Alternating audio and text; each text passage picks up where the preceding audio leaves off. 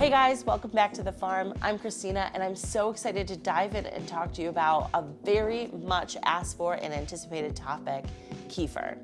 Now, one reason why I haven't delved into it before is because I personally wasn't making it here at home. So full disclaimer, I've only been making kefir for about a month, but I feel like I've got it down and I'm excited to share it with you guys. So first, some facts. Obviously, we're a raw milk farm, so I'm using raw milk today to make kefir. But kefir is actually a really neat thing when you don't have access to raw milk. This is the next best thing because you're adding back the probiotics that the milk is lacking when you use pasteurized milk. It still, to me, doesn't compare to fresh raw milk, but is a great substitute and alternative. Raw kefir is a fermented dairy that's made by adding grains into milk. Kefir grains are a combination of bacteria and yeast that are placed in the milk, fermenting the lactose down to produce lactic acid and carbon dioxide. Kefir is considered a probiotic drink, and it is more diversified than yogurt in that it has multiple strains, where yogurt just has one strain of probiotics, typically lactobacillus. So raw milk kefir is often described as being tangy. To me, it smells like a sweet sour. Like a sweet sour. But the cream is really important for me to keep intact. A lot of people often make kefir with a skim milk or a 2% milk, or skim off the cream and then make kefir. For the best flavor and texture, I really prefer it with the cream all in it. You can see some of the cream line on here as well. When you use raw milk, the cream does rise to the top. And if you want more information about raw milk, check out our video in the show notes below. How do I eat kefir? I'm drinking it straight from the jar, but a lot of people do like to put it in smoothies, add greens to it. My kids really like it with like some mixed fruit and honey. But it's definitely an acquired taste. It's definitely more sour than yogurt. Last thing is kefir should be consumed within a few days of making it. You should have a continuous cycle going, make smaller batches because it will continue to sour over time. We're gonna make a fresh batch of kefir. I'm so excited. I do this on a 12 to 24 hour cycle depending on how warm my home is and how quick it's fermenting. Right now there's snow outside at the end of March, unfortunately, so our house is nice and cozy, which means things ferment very fast. First thing I'm gonna do is add my kefir grains. So I've just strained these from a previous batch and they are ready to be fed again. I'm just tapping them into the bottom of the container. The recommendations for kefir grains is 1 to 2 tablespoons per half gallon. If they ever supersede that, which right now they could be close to 3 tablespoons. I could split them. I usually wait until I have about 4 tablespoons worth and then split it and make another batch or hand it off to a friend. Kefir grain sourcing was something I really read up a lot on before I got into this because a lot of people were saying that they bought kefir grains online and they didn't work.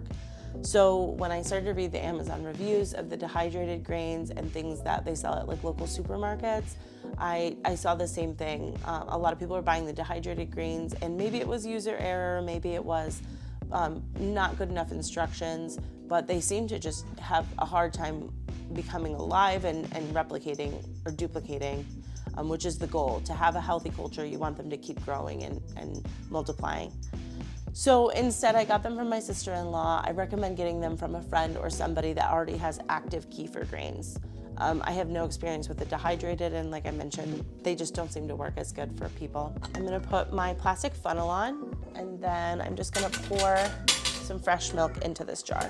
Now, I am using fresh milk right from the cow. It's not been heated, not been pasteurized. You can use pasteurized milk, but unlike yogurt where people have to scald the milk and take it to 180, kefir milk does not have to be heated in order for it to turn to kefir. This is right about 38 degrees. It came right out of our bulk tank, and it'll just warm up to room temperature naturally with the grains in it, and then in 12 to 24 hours we'll have kefir. So the last thing I want to do is cover it with a plastic lid. Again, we don't want to use any stainless that would interact with the kefir grains themselves, and we'll just set it aside and come back in 24 hours. Okay, so first, this is a batch of kefir that I made last night. I have been fermenting about 14 hours. You can go between 14 hours and 24 to 36 hours, depending on how tangy you want it and how thick you want it. I like it a little bit thin and a little bit less tangy, and I'm not trying to remove all the lactose in it. So if you're looking at removing all the lactose, you want to definitely ferment it longer. So I've got my clean jar that I'm gonna be transferring over to.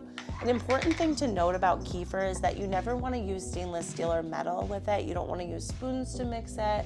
You don't wanna use stainless steel funnels. So I keep this plastic funnel on hand just for straining kefir. I'm also using a cheese mold. We carry these in the farm store. I went back and forth on finding something that was had big enough holes to let the kefir, which is generally a little bit thick, go through, but small enough to stop the grains from transferring through. This was the best contraption I could come up with. Online, there are kefir strainers, things like that, but I didn't ever see anything like this, and this was just dumb luck, but it works really well. So next I'm just pouring it through the strainer, and I'm just gonna do what they call the tap method. Oh, and overfill it, because that's what we do when we're on camera. So you can see it's a lot thinner than yogurt, but still thicker than regular milk. This is about perfect consistency for me. I like it to be like a drinkable mess. A drinkable mess. Now I'm about halfway through, and you do get 100% yield from your kefir. There's no waste with it, there's no whey as well. And you can see it's already stopping some of the grains. One commonly asked question is, how often can you split the grains? For me personally, it's been about every 3 days that I've been able to split enough for sharing with a friend or moving into another half-gallon jar.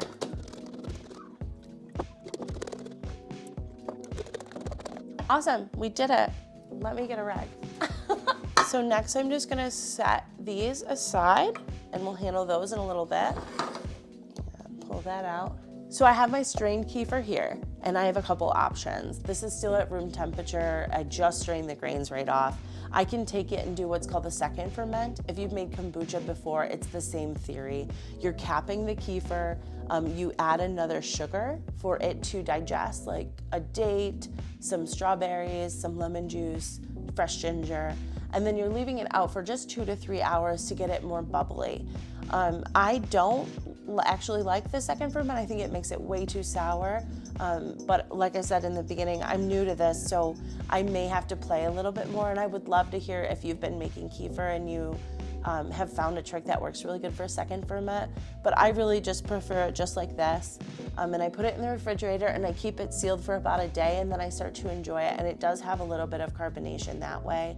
And I don't even sweeten it when I drink it. I just enjoy the sour creaminess of it. Another thing I do want to do before I put this kefir away in the fridge is label it with the date. There's a lot of dairy products in our fridge, and so putting a label on it really helps to keep everything straight.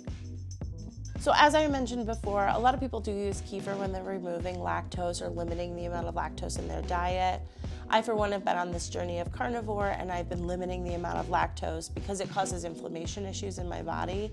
Kefir will be one of the first things that I reintroduce during this season. I'm just gonna take a 7-day break from any dairy, and I will continue to consume ghee, and then I will slowly move into having some raw kefir, and it's a good indicator of how your body is handling lactose and if you can handle larger amounts. The longer you ferment, the less lactose will be in the milk. If you like this video and you want to know more, I encourage you to follow our journey on our channel. And if you have any questions for us, I'd love to research it out with you. Thanks for joining us.